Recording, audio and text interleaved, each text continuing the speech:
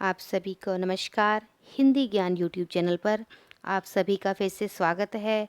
आज का हमारा विषय है सर्वनाम। आज हम सर्वनाम के अंतर्गत सर्वनाम किसे कहते हैं, सर्वनाम के भेदों के बारे में जानकारी प्राप्त करेंगे। सर्वनाम सर्वनाम का अर्थ है सबका नाम। व्याकरण में सर्वनाम ऐसे शब्दों को कहते हैं जिनका प्रयोग सब प्रकार के नामों अर्थात संज्ञाओं के लिए किया जाता है। सर्वनामों का सबसे अधिक प्रयोग वाक्य में एक ही संज्ञा को बार बार उसी रूप में आने से बचाने के लिए किया जाता है। उदाहरण के लिए एक गद्यांश को देखिए। गीता एक मेहनती लड़की है। गीता प्रतिदिन स्कूल जाती है। गीता की छोटी बहन संगीता है। गीता के पिताजी एक अध्यापक हैं। गीता सबकी मदद करती है। गीता को सभी प्यार करते हैं। अब हम इसी गद्यांश को इस प्रकार भी लिख सकते हैं। गीता एक मेहनती लड़की है। वह प्रतिदिन स्कूल जाती है। उसकी छोटी बहन संगीता है। उसके पिताजी अध्यापक हैं। वह सबकी मदद करती है। सभी उसको प्यार करते हैं। ऊपर दिए गए गद्यांश में गीता एक संज्ञा है और बार बार गीता के स्थान पर यहाँ पर उसका, उसकी, वह, उसके शब्दों का प्रयोग हुआ है। ये सभी शब्द सर्वनाम हैं। संज्ञा के स्थान पर जिन शब्दों का प्रयोग किया जाता है उन्हें हम सर्वनाम कहते हैं। जैसे वह, हम, उसे, कौन, क्या, तू, कोई इत्यादि। सर्वनाम के 6 भेद होते हैं।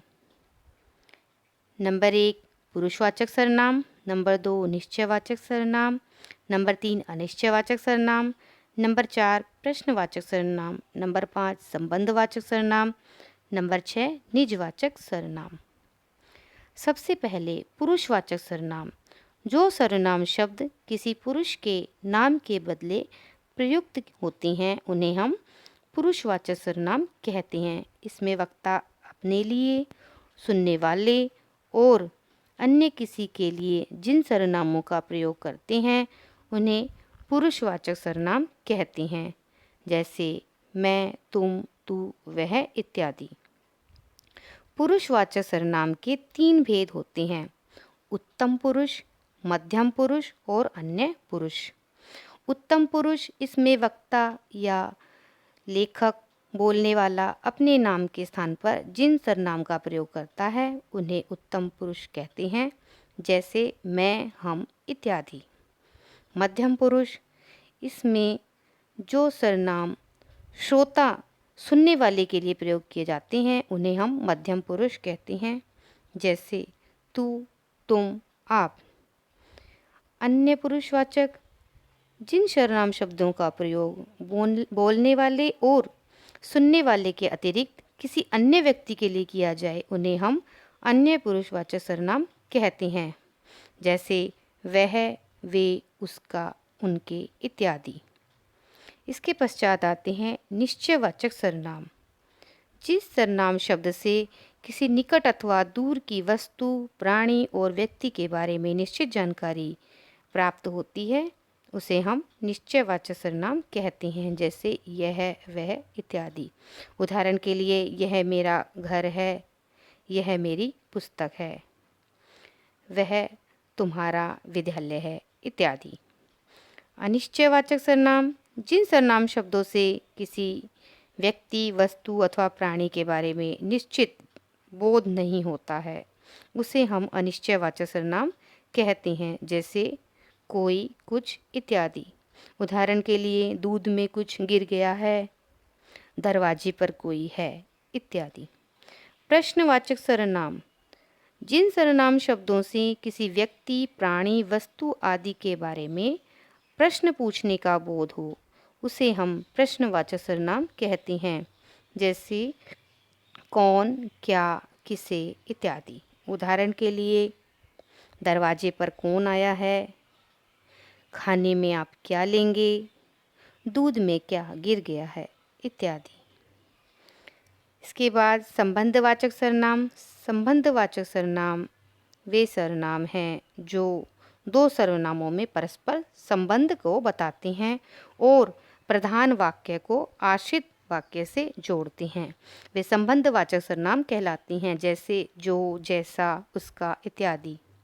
उदाहरण के लिए, जो करेगा सो भरेगा, जो जैसा बोएगा वैसा काटेगा, यह वही पेन है जो तुमने मुझे जन्मदिन पर दिया था इत्यादि।